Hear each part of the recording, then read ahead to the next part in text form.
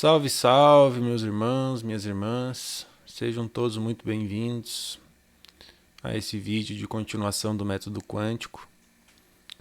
Hoje terminaremos o capítulo de O que é realidade. Vamos dar sequência, né, onde nós paramos para finalizar esse capítulo e dar sequência. Beleza? Então vamos lá. Nós paramos, né, no vídeo passado falando a respeito de Einstein, onde foi encontrado o livro de Helena Blavatsky em uma das suas gavetas. Então isso é para a gente olhar, né, como é que a linha de pensamento de Einstein, né, que não é à toa que Einstein é Einstein, né.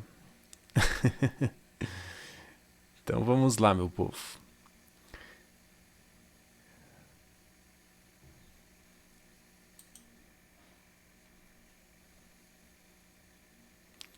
Einstein acrescenta: existem outras afirmações significativas dela que acho muito interessantes.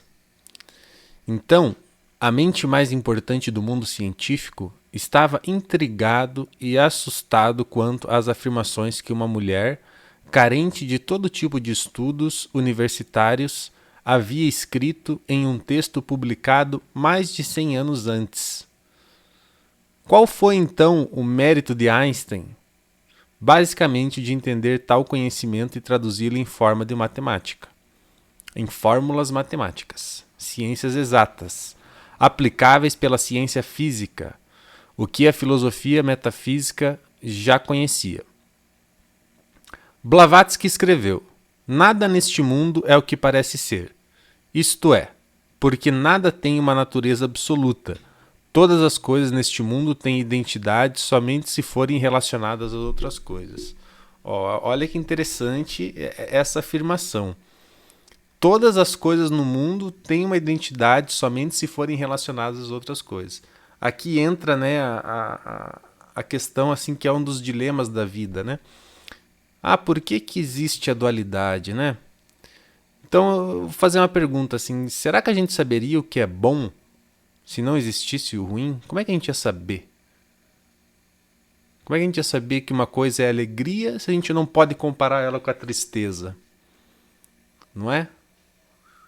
Então a natureza é perfeita. Como que a gente ia saber que noite é noite e dia é dia se só existisse dia? Não teria um grau comparativo. Então essa é a manifestação da perfeição dessa natureza, né? Interessante.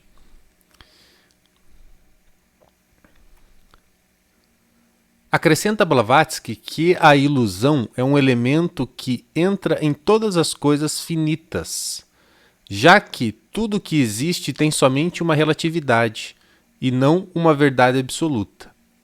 Já que a aparência que o número escondido aparenta, depende do poder de cognição do observador em serviço. Sentença que a física quântica, 1 século e meio depois, demonstrou, em seu célebre experimento das duas fendas. Em todo caso, como sempre, o ocultismo chegou muito antes, o mundo irreal. Em suma, e sempre de acordo com a teoria de Einstein comprovada experimentalmente, vivemos um mundo que racionalmente é pura ilusão. Que o que vemos como mesa, na verdade, é um centro de força que projeta tal ilusão. Por esta razão, se mudar com a mente o centro de força de qualquer coisa, modificamos a projeção disto neste plano material. Como falar com as plantas para que cresçam melhor, ou encantar um sorteio da loteria. Enfeitiçar é modificar este centro de força, esta forma de essência que sem demonstração governa claramente nossa percepção da realidade. A obra de Blavatsky influenciou, além de Einstein, centenas de cientistas, escritores, psicólogos, músicos. As bases do ocultismo moderno têm sido entregues através da canalização. Logo, plasmada sob tinta. Meu povo. Então, agora entramos em mecânica quântica e já finalizaremos o capítulo com esse trecho a respeito de mecânica quântica. Todo esse estudo, todo esse resumo é sobre o aspecto físico da realidade.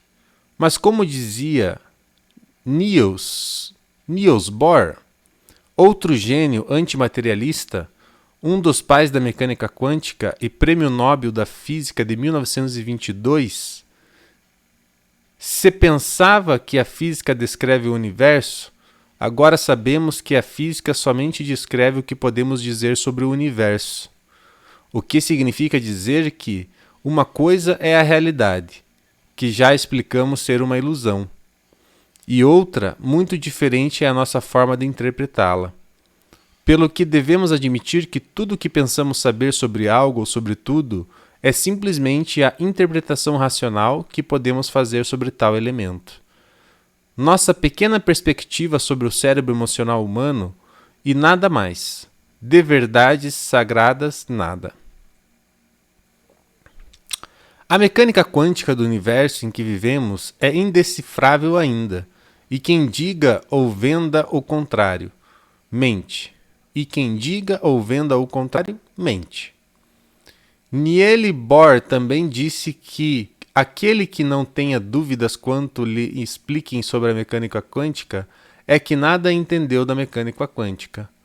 O que não significa que, para os magos e feiticeiros e feiticeiras da pós-modernidade, não possamos perceber determinados efeitos que nos permitam orientar até um possível governo do caos, através de nossas mentes em estados de consciência superiores, do mesmo modo que os cientistas tentam realizar com seu cérebro em estado beta de consciência. Aqui o que ele chama de estado beta, pensamento beta, é um pensamento, né, mais, digamos assim, inferior, né, ao pensamento alfa, tá bom? Mais arcaico, digamos assim, da ciência, né? A ciência sempre observou a matéria para entender e os magos sempre tentaram manipulá-la trabalhando seus subquartes mais fundamentais, sobre o seu espírito ou centro de força. Poderíamos dizer, aquele que responde com absoluta obediência às vontades do mago experiente. O método quântico diz que não somente a matéria pode ser manipulada trabalhando psiquicamente, seu centro de força, como também se pode manipular o centro de força de um evento, de um sentimento, de qualquer coisa que sejamos capazes de perceber. Meu povo, se a gente está feliz, responsabilidade nossa. Se a gente está triste, responsabilidade nossa. Se a gente está ansioso, responsabilidade nossa. Então, por que a gente às vezes se deixa dominar por outras forças, né, que nos fazem mal e ficamos sofrendo? É porque a gente às vezes não se empodera, né? Estou falando de empoderamento no sentido não banalizado como está hoje em dia, né? Mas no sentido de se sentir autor, né? De se sentir autor da própria realidade. Autor. É como diz um dos... eu trouxe aqui um poema de Shakespeare, que uma das partes ele fala assim: ou você controla seus atos, ou eles o controlarão. E é exatamente isso, a gente tem que se empoderar, tomar o leme, as rédeas da nossa vida, do nosso ser, né, do nosso barco. Para a gente se governar com o nosso poder do nosso pensamento. Para a gente ser autor da nossa história. Beleza, meu pessoal? Então, por hoje é isso. No próximo vídeo entraremos no capítulo 5, que diz níveis de consciência. Tá bem? Então, desejo que todos fiquem bem, com paz, saúde, harmonia e amor no coração. Um abraço.